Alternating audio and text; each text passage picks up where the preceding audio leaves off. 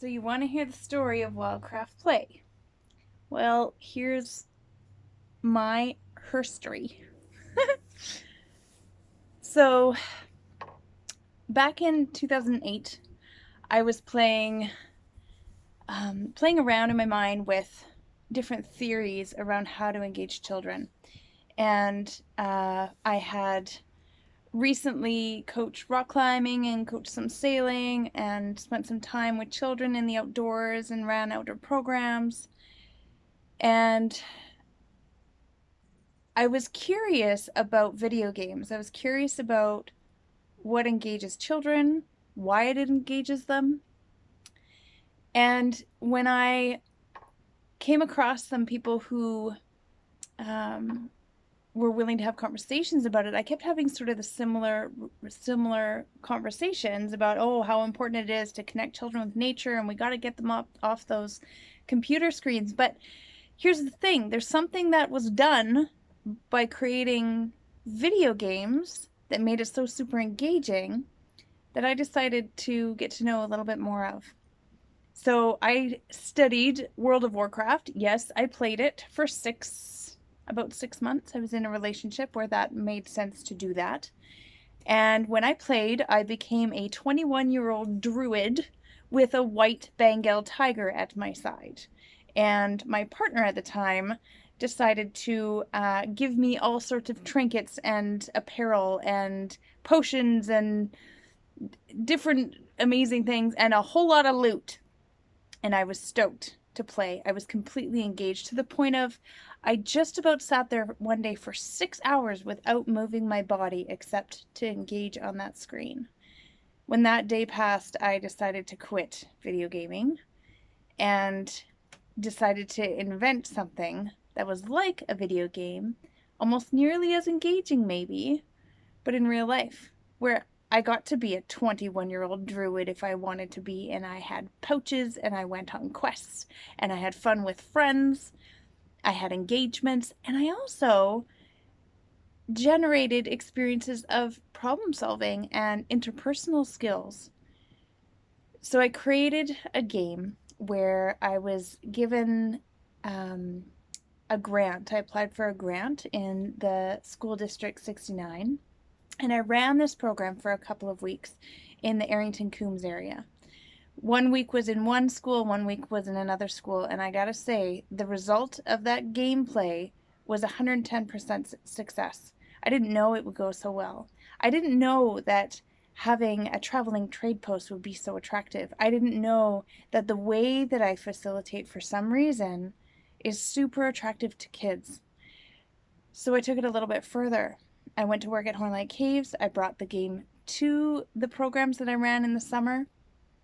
The kids ate it up. One of the days I scheduled 45 minutes to play the traveling trade post, and it lasted 4 hours, and I had to actually shut down shop and sort of force the kids not to play. And one of my favorite stories to tell, there was a girl who came out to me and she said, so are you telling me that I can I can buy more supplies with the money that I make and make more stuff and then sell more of it and make more and sell more and make more? And I said, yeah, if that's what you want to do. So sure enough, she goes along and does her own thing, gets things going where she, in short order, ended up hiring other children to come and work for her because she couldn't get things done fast enough.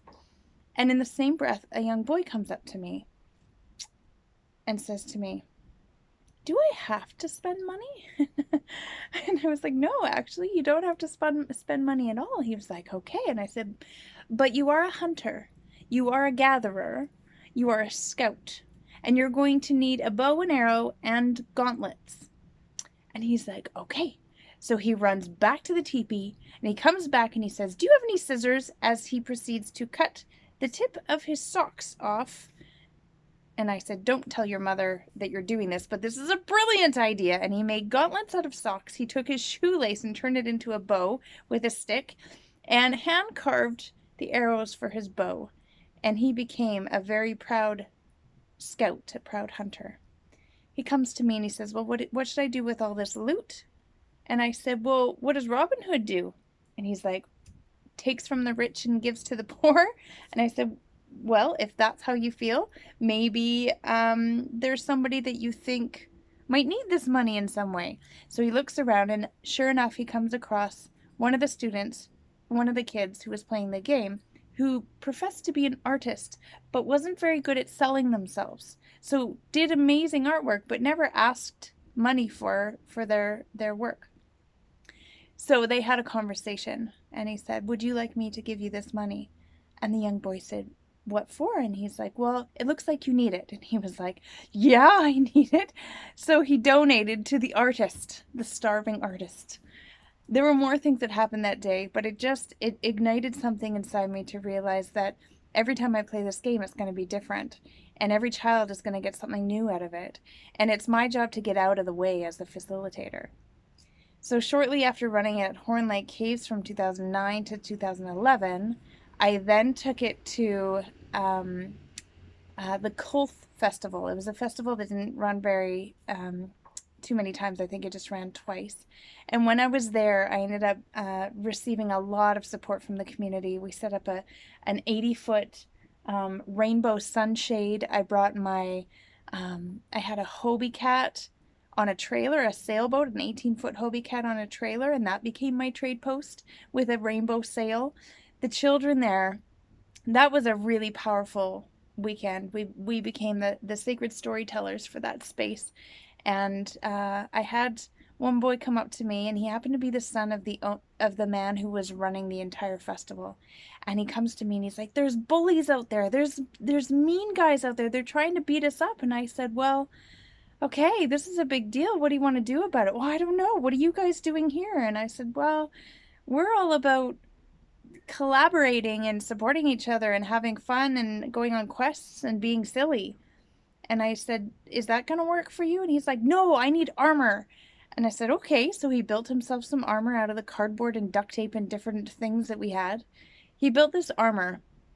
And once he had it with him, I showed him my poi. I don't know if you know what poi is, but it's got a ball on the end of a string, and there's two of them, and you twirl them around your body. And so we called them the protective orb of the indigenous at the time.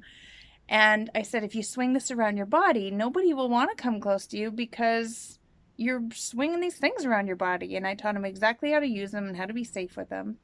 And I said, and maybe they'll get interested in what you're up to, and maybe they'll want to come play with you. So instead of defending yourself against hatred, what if you ignited interest through play? And sure enough, that's what he did. He ignited this interest. He went out there. He had all this armor on. He had the poi, and I happened to be watching the exact moment when he interacted with those kids, and they had long sticks and they were running around with scowls on their faces. And sure enough, that kid sort of threatened him, and he took my advice seriously, and he just stepped back. He's like, no, dude, I'm not into that. But do you want to play? And he totally changed his tune. That kid right then and there dropped the staff that he had, and he wanted to come play with this child. It was life-altering. And yes, anti-bullying or building allies is a big part of Wildcraft play, but I learned something new every single time I play it. The last, so after running it at the Kolth Festival, I then opened it as an after-school program at the Arrington War Memorial Hall. I ran it there for 6 months. I couldn't get enough registration in that region. I'm not really sure why, but while I was running it there, the kids had so much fun. And the video that you're going to watch, that boy was in one of the programs, and he still plays to this day. I have a huge hug from him every time I see him. And yeah, so I ran it there.